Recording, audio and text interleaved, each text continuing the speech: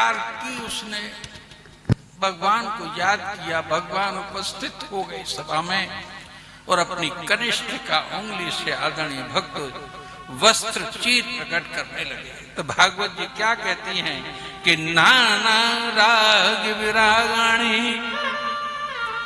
अलग अलग रंगों की, कि नाना राग विरागाणी, तरह तरह के रंग हैं, साड़ियां हैं।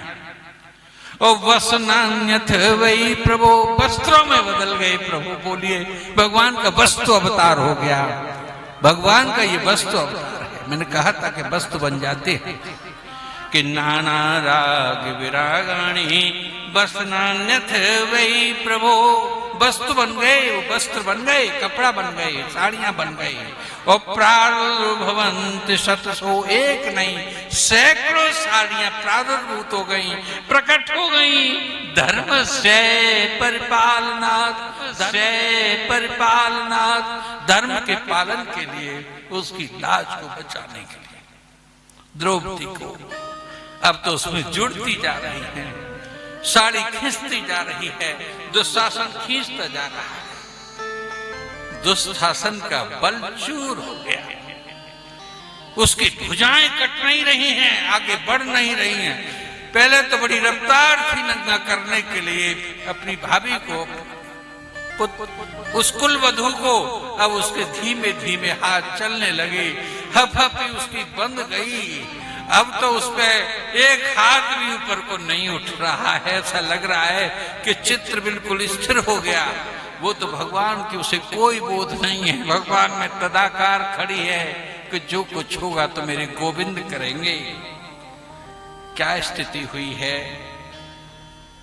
साड़ी बेच नारी है, पता ही नहीं चला। सभागार देख रहा है, क्या देख रहा है कि साड़ी बेच नारी है, कि नारी ही की साड़ी है, कि साड़ी ही की नारी है, कि नारी में ही साड़ियां हैं। ये स्थिति बन गई।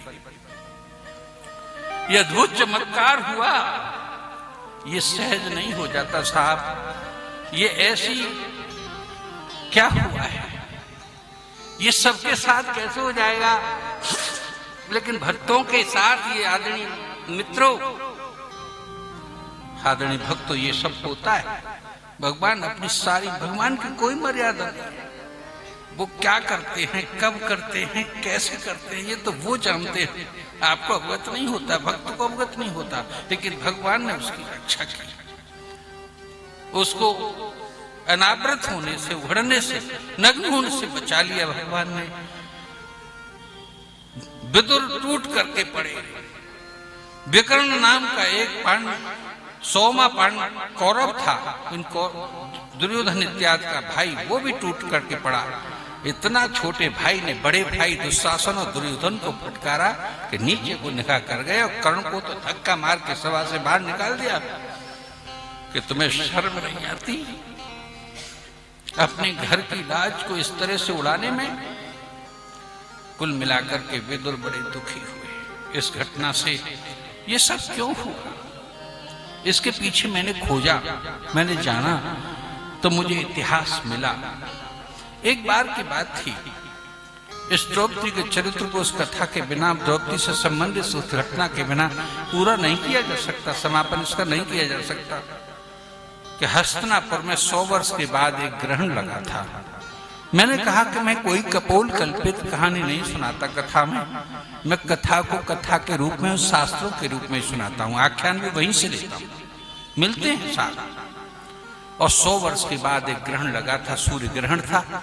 सूर्य होते जा रहे थे, ग्रहण समाप्त होता जा रहा था। हस्तिनापुर ऐतिहासिक दृष्टि से यमुना के किनारे बसा हुआ है। आज भी यमुना के, गंगा के किनारे बसा हुआ है। आज भी गंगा के किनारे है।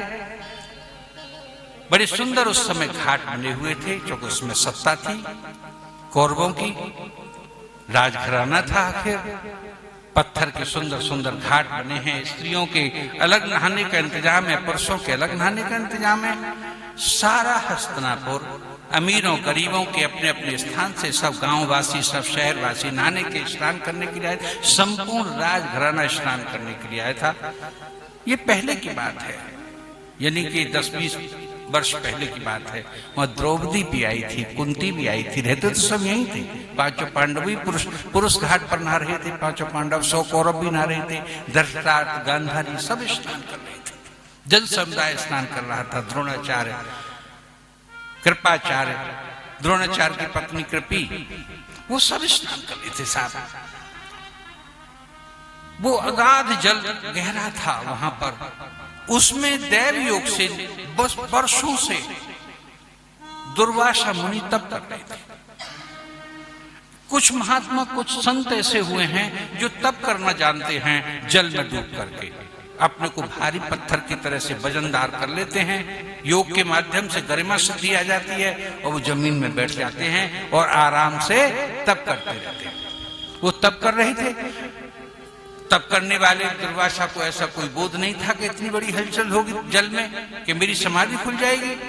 सब उसमें डुबकी लगाने लगे, जल में हिलोरें उठी, जन समुदाय बहुत था। आखिर तो वो जब हिलोरें उठी तो उनका कुछ शरीर से डोला तो समाधि खुल गई। समाधि खुल गई कि ये गंगा का जल स्थिर जैसा था, ऊपर भले ही चंचल लहरें हों लेकिन नीचे तो